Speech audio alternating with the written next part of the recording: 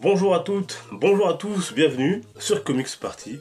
J'espère que vous avez la forme. Ça y est, le jour J, le grand jour, est enfin arrivé. Ça fait 1 an qu'on l'attend, cet Avengers Endgame, suite d'Infinity War. Tout de suite, je vous propose de découvrir ma critique sur le film que j'ai donc pu voir cette nuit, et oui, à minuit en avant-première, comme bon nombre d'entre vous, j'imagine, à travers la France. Et étant de tout de suite voir ce que personnellement j'en ai pensé, mais comme toujours, allez vous faire votre propre avis en salle. Une vidéo totalement sans aucun spoiler. C'est parti. Avengers Endgame, on retrouve donc les survivants du claquement de doigts de Thanos, donc notamment les Avengers originels, après que la moitié des êtres vivants ait disparu. Et donc, on les retrouve dans leur quête pour notamment tenter de sauver l'humanité.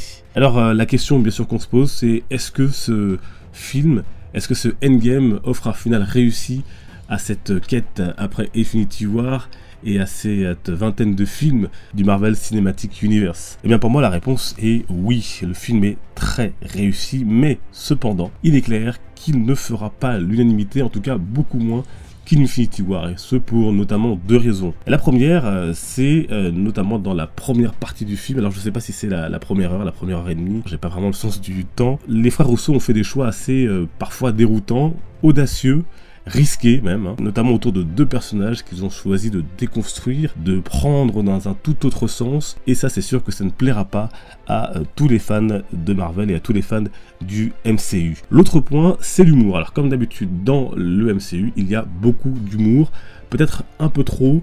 En tout cas moi, j'ai trouvé que c'était pas aussi bien dosé par exemple que dans Infinity War, parce que là on a une première partie vraiment sortie de l'introduction où on a beaucoup d'humour, au risque de sortir certains du film, au risque de sortir certains spectateurs des enjeux du film.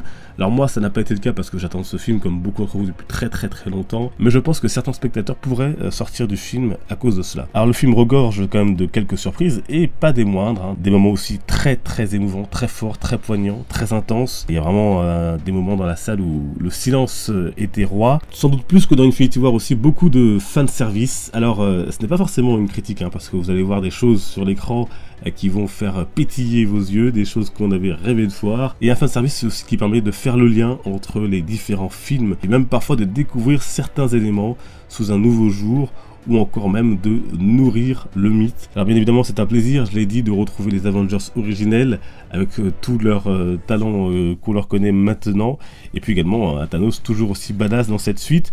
Il y a bien sûr un cameo de Stan Lee, bien évidemment, du regretté Stan Lee. Alors, on n'échappera pas à quelques longueurs. Alors, je ne saurais pas vous dire si c'est parce que si j'ai vu le film à minuit et que, évidemment, il y avait un peu de fatigue et donc ça n'a pas aidé. Mais il y a quelques longueurs, pas tant de scènes d'action de ça, mais quand vous avez des scènes d'action, je peux vous dire qu'elles sont assez folles, assez incroyables notamment. Et dans les dernières minutes, une qui est absolument incroyable.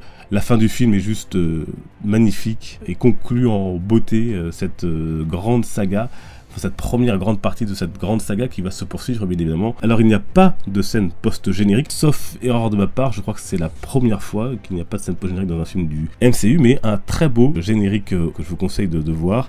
Et puis un petit son à la fin, toute fin du générique final, qui peut-être sans doute est là pour nous donner un indice pour la suite. Endgame est une belle conclusion du MCU pour moi. Alors c'est pas la fin parfaite, c'est pas la conclusion parfaite, mais je peux vous dire que dans le dernier acte du film, vous lâchez pas l'écran des yeux, et je peux vous dire qu'à 3h30 du matin, malgré la fatigue, j'étais vraiment dedans. J'avais les yeux grands ouverts sur ce qu'on nous proposait, sur ce qui se passait dans le film. Voilà donc pour cette critique rapide de Avengers Endgame. On en reparlera bien évidemment sûrement sur la chaîne plus tard avec plus d'approfondissement. Et comme d'habitude, allez vous faire votre propre avis en voyant le film. Moi-même, je vais aller le revoir pour essayer de digérer tout ça, parce que bien évidemment là je l'ai vu dans des conditions tout à fait spéciales, et puis avec des yeux de fanboy, etc. Donc je vais me faire un plaisir d'aller le revoir très vite, cet Avengers Endgame. Voilà donc pour mon avis, j'attends le vôtre bien évidemment en commentaire. Merci de ne pas spoiler les gens, ou si vous spoilez de bien mettre spoiler avant et de laisser beaucoup d'espace pour ensuite mettre votre avis, votre commentaire, votre remarque, pour ne pas spoiler ceux qui n'ont pas encore vu le film car il sort tout juste aujourd'hui. Et évidemment le but est que tout le monde ait la surprise du film en salle. Nous on se retrouve bien évidemment sur les réseaux sociaux, vous avez tous les liens en description pour me suivre, n'hésitez pas, ce sera avec grand plaisir. Prochaine vidéo, alors ce sera ou ce dimanche si j'ai le temps, ou sinon ce sera la semaine prochaine puisqu'il y a déjà une vidéo cette semaine avec celle-ci donc consacrée à Avengers Endgame. Je vous dis à très bientôt, portez-vous bien, les comics sont une fête. Ciao.